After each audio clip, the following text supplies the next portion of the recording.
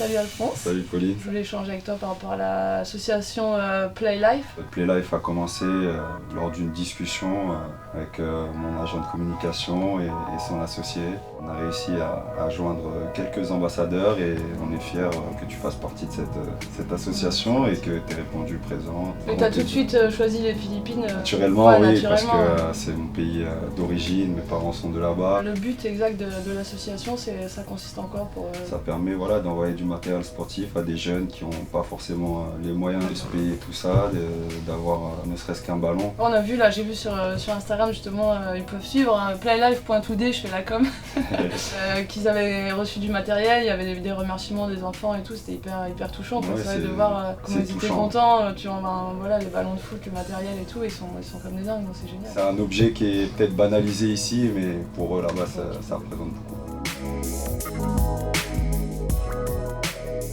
Toi, en tant que sportive de haut niveau, le foot ou Paris Saint-Germain en particulier, est-ce que tu les supportes ou pas? Je m'intéresse de plus en plus au PSG, j'ai toujours suivi un peu le foot parce que j'ai mes parents, mes frères, tout ça qui ont joué dans le Nord beaucoup.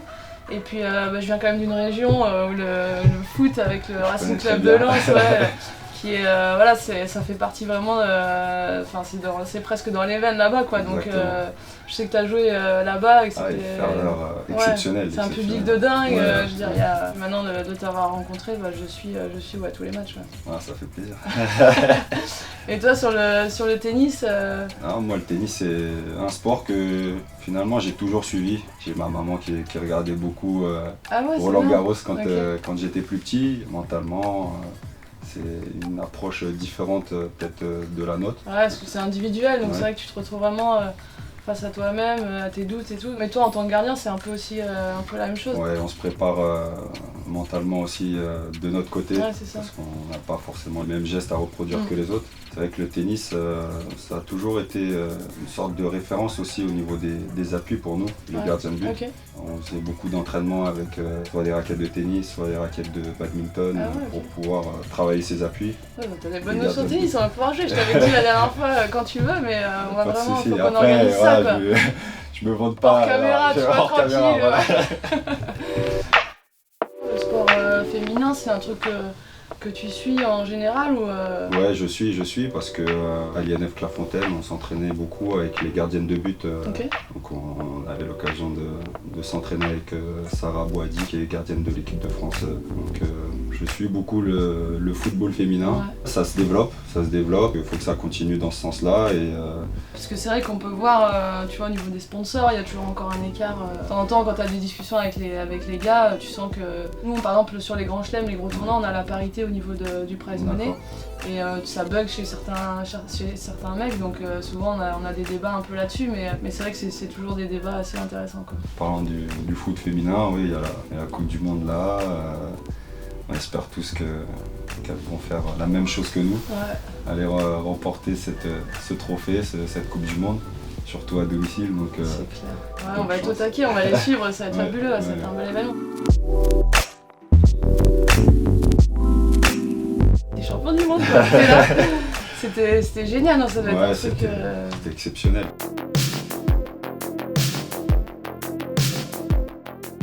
Des émotions de dingue qu'on a la chance d'avoir en tant que sportif de haut niveau, quand tu vis des choses comme ça.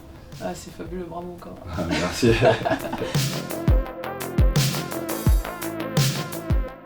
Après, c'est vrai qu'en étant sportif de haut niveau, il y a peu de place pour les à côté, mais je sais que t'es papa de magnifiques petites filles.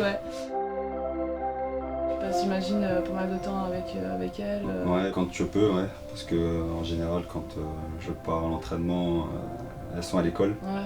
Quand je reviens, elles dorment déjà. Elles se couchent tôt, elles mangent tôt, elles se couchent tôt. Mais après, le maximum de temps passé avec elles, c'est que du bonheur.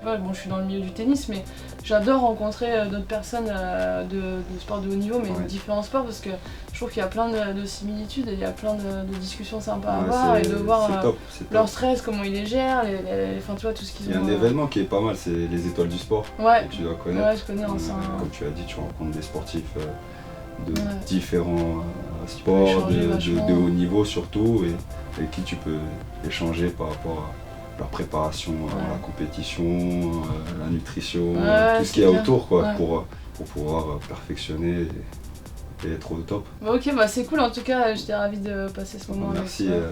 de ce moment Ouais. sympathique. Pas de Merci problème. beaucoup.